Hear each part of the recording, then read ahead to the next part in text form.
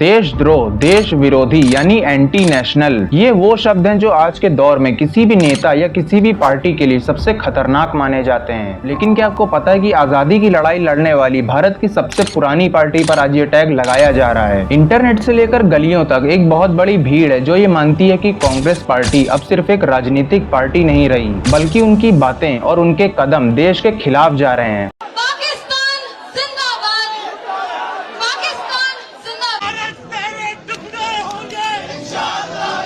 लेकिन आखिर ऐसा क्यों है? क्यों लोगों को लगता है कि कांग्रेस कभी भी देश की तारीफ नहीं करती है? विदेश में जाकर भारत के लोकतंत्र पर सवाल उठाना या फिर हर सरकारी फैसले का विरोध करना, क्या ये देश विरोधी सोच है या फिर सिर्फ एक राजनीतिक माहौल बनाने की कोशिश? इस वीडियो में हम बिना किसी नफरत के इस पूरे पर्दे की असली सच्चाई को देखेंगे। सबसे पहला और सबसे बड़ा मुद्दा जिसकी वजह से लोगों को सबसे ज्यादा गुस्सा आता है वो है विदेश के दौरे। राहुल गांधी है ना, कुछ नहीं कर सकता।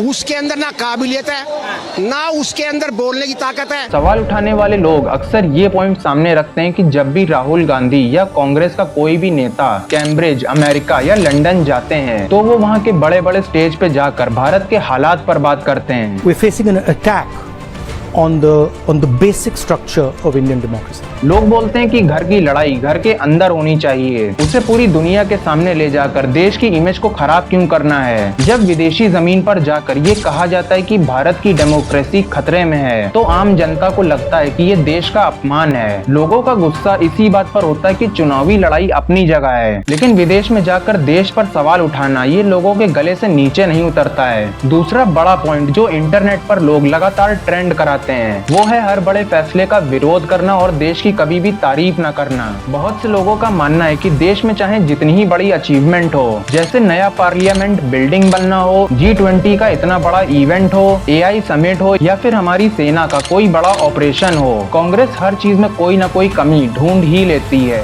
जब राम मंदिर की बात आई तो उन्होंने इन्विटेशन को पूरी तरह से ठुकरा दिया। जब देश में कोई नए कानून बनते हैं तो वो पूरी तरह उनका विरोध करते हैं। लोगों को लगता है कि अब सरकार का विरोध करिए, नरेंद्र मोदी का भी विरोध करिए, लेकिन देश के अस्तित्व और सेना के शौर्य पर सवाल उठाना ये बिल्कुल गलत है। इसी वजह से लोगों के अंदर की ये सोच बिल्कुल पक्की होती चली जाती है कि ये पार्टी सिर्फ विरोध करने के लिए देश की हर अच्छी चीजों को नीचा दिखा रही है। Everybody knows that the Indian economy is a dead economy. Are you people not aware of this? आपको ये मालूम नहीं है कि इंडियन इकोनॉमी डेड इकोनॉमी है? अब आते हैं कहानी के दूसरे पहलू पर, जिसे बिना नफरत के समझना बहुत जरूरी है। क्या हर बात पर सवाल उठाना सच में देश विरोध है? कांग्रेस और उनके सपोर्टर्स का स्टैंड इस पर बिल्कुल अलग है। उनका मानना है कि राजनीति में सरकार और देश दोनों अलग चीजें हैं। उनका मानना है कि वो देश के खिलाफ नहीं है, बल्कि वो बीजेपी सरकार की पॉलिसीज के खिलाफ हैं। उनका मानना ये होता है कि देश में अगर महंगाई है, बेरोजगारी है या फिर बॉर्डर्स पर कोई टेंशन है तो एक विपक्ष होने के नाते सरकार से घिरे सवाल पूछना उनका फर्ज है। अगर वो सवाल नहीं करेंगे तो सरकार अपनी मनमर्जी करेगी। उनका मानना है कि सेना का सम्मान करना और सेना के नाम पर सरकार के दावेदारों पर सवाल उठाना दोनों अलग बातें हैं। लेकिन इस पूरी लड़ाई को सबसे ज्यादा बढ़ा चढ़ाकर दिखाता है हमारा सोशल मीडिया और इंटरनेट ट्रेंड। आजकल की राजनीति सिर्फ जमीन पर नहीं बल्कि मोबाइल की स्क्रीन पर भी लड़ी जाती है। जब भी कांग्रेस का कोई ऐसा नेता कोई भी ऐसी बात बोलता है जिससे थोड़ा सा भी भड़काव पैदा हो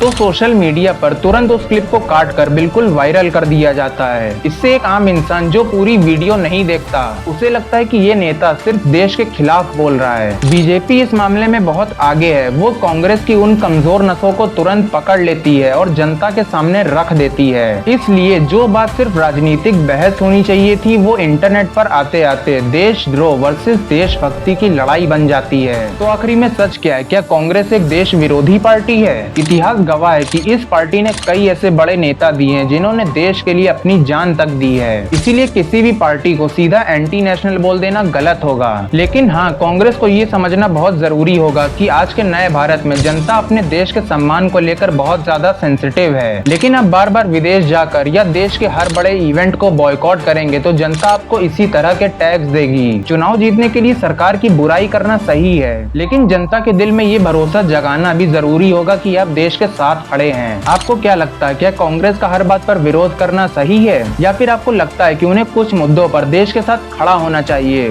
कमेंट्स में बताओ। वीडियो अगर पसंद आई हो तो एक लाइक जरूर से करके जाना। चैनल को सब्सक्राइब कर दो और भी ऐसी वीडियोस के लिए। मिलते हैं अगली वीडियो में।